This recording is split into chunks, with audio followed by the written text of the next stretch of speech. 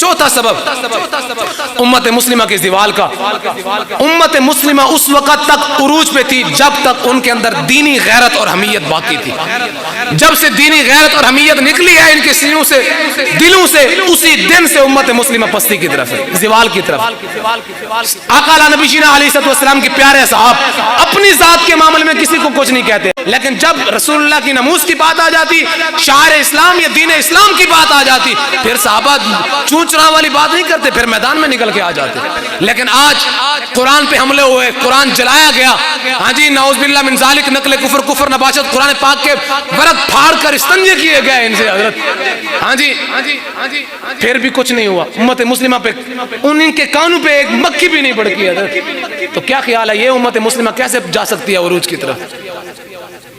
آج اگر امت مسلمہ دوبارہ چاہتی ہے کہ ہم ویسے ہوں جیسے ہم پہلے تھے عروج کے اوپر، تو امت مسلمہ کا حق بنتا ہے کیا اپنے دل کے اندر ایک غیرت لے کے آئے دین اسلام کے لیے، رب کے قرآن کے لیے اور شعائر اسلام کے لیے، تب رب تعالیٰ تمہیں عزتیں بخشے گا۔ لیکن جب تک تم اپنی عزت کمانے کے چکر میں رہو گے، دین اسلام کی عزت کی پرواہ نہیں ہوگی، اس وقت ذلیل اور رسوا ہوتے رہو گے۔ اور پانچویں اور آخری چیز جس کی وجہ سے امت مسلمہ عروج پہ تھی اور آج امت مسلمہ زوال پہ ہے، وہ ہے جب سے ہم نے دین کو اور سیاست کو جدا کیا، اسی وقت سے امت مسلمہ زوال کی طرف۔ جب تک دین اور سیاست اکٹھے تھے، رب کا قرآن بھی ساتھ ساتھ تھا، حکومت بھی ساتھ ساتھ تھی، اس وقت تک کسی کی جرت نہیں ہوتی تھی کوئی ظلم کرے، کسی کی جرت نہیں ہوتی تھی کوئی پر بھی ہلائے۔ جب سے ہم نے قرآن کو الگ کیا، سیاست کو الگ کیا، اسی دن سے امت مسلمہ زوال کی طرف۔ رب کا قرآن کہتا ہے وَمَن لَّمْ يَحْكُمْ بِمَا أَنزَلَ اللَّهُ فَأُولَٰئِكَ هُمُ الْفَاسِقُونَ۔ دوسری آیت مبارکہ رب کا قرآن فرماتا ہے وَمَن لَّمْ يَحْكُمْ بِمَا أَنزَلَ اللَّهُ فَأُولَٰئِكَ هُمُ الْكَافِرُونَ۔ رب کا قرآن کہتا ہے جو فیصلہ نہ کرے رب کے قرآن کے مطابق، رب کا قرآن کہتا ہے وہ فاسق ہے۔ سمجھ آیا یا نہیں آیا؟ تو فیصلہ کون کرتا ہے؟ جو اقتدار پہ ہو، جس کے پاس حکومت ہو، سیاسی لیڈر بھی ہوئی ہوتا ہے۔ تو دین آیا یا نہیں آیا؟ جو دین کو ساتھ لے کے نہ چلے تو رب کا قرآن کہتا ہے وہ فاسق ہے۔ دوسری آیت رب کا قرآن کہتا ہے وہ کافر ہے جو قرآن کے مطابق فیصلہ نہ کرے۔ کیا خیال ہے ہمارے پاکستان کے اندر قرآن کے مطابق فیصلے ہو رہے ہیں؟ کیا خیال ہے جن جن کو رب نے اقتدار دیا، میں ان کے لیے ایک پیغام چھوڑ کے جا رہا ہوں، حضرت ایسے نہ سمجھنا کہ یہ کرسی مل گئی تو بس اب جیسے ہمارا دل چاہے کریں گے، نہیں نہیں نہیں، اس کے بارے میں رب تعالیٰ تم سے سوال ضرور کرے گا۔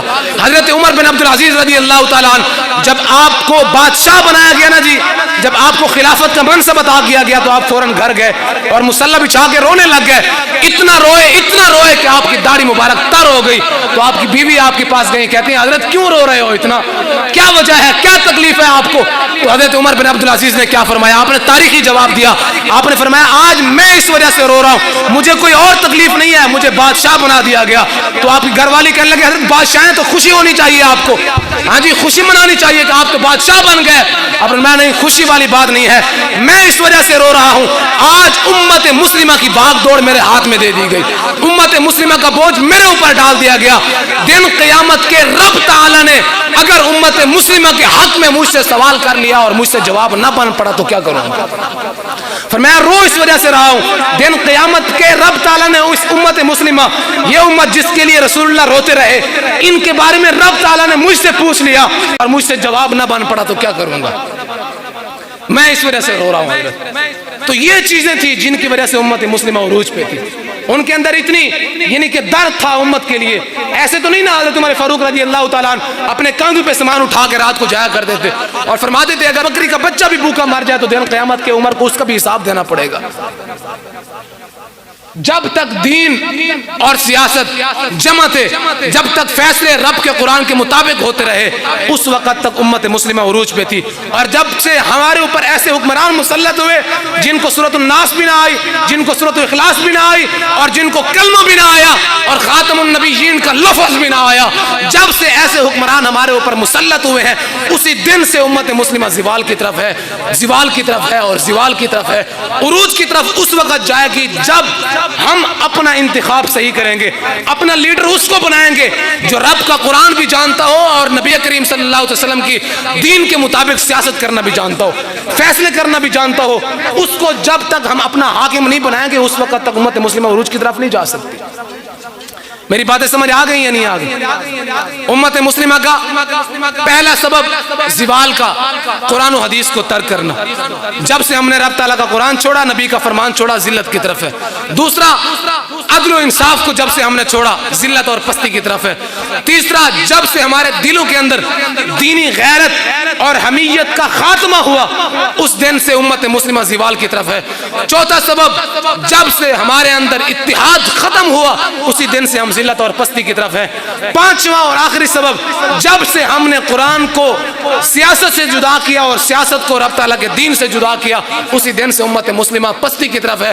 اگر چاہتی ہے امت مسلمہ عزت، اگر چاہتی ہے دوبارہ بلندی، اگر چاہتی ہے دوبارہ مرتبہ، اگر چاہتی ہے دوبارہ عروج، تو یہ جو چیزیں جن کو ہم نے چھوڑا، انہی چیزوں کو دوبارہ اپنانا پڑے گا. رب تعالیٰ خود بخود عزت بخش دے گا، رب تعالیٰ خود بخود ترقی عطا فرما دے گا، رب تعالیٰ خود بخود عروج عطا فرما دے گا.